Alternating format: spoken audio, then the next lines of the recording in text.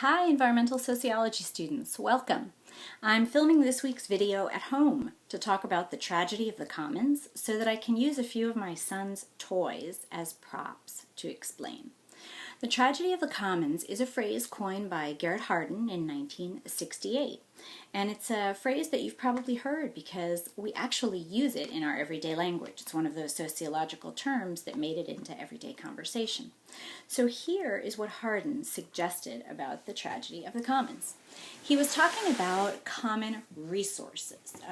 So that could be something like land or ocean, and today we're going to use his classic example of common grazing land. And Hardin's example said that if you consider a group of farmers using common grazing land, so one might start out by putting a sheep on it, and then another farmer puts a cow on it, and everybody puts maybe just one animal on to share the grazing land.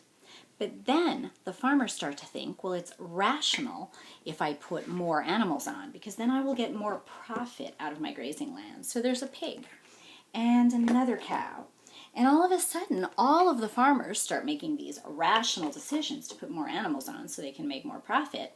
But in doing so, they're really overusing the grazing land. I've run out of farm animals, so we'll start to put tigers on and elephants on.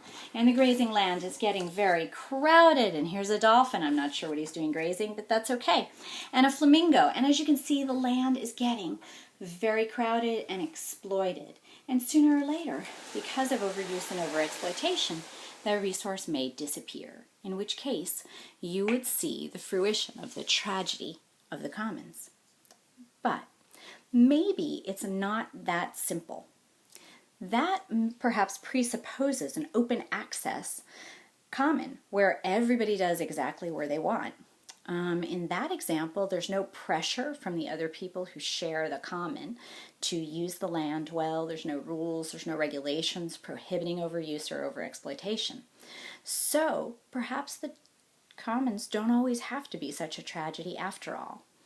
Bell actually asks, is that really the tragedy of individualism? If we were truly thinking in a common way, would we make the choices like this to overuse? So maybe it actually is better termed the tragedy of individualism, and perhaps it doesn't have to be such a tragedy after all the time.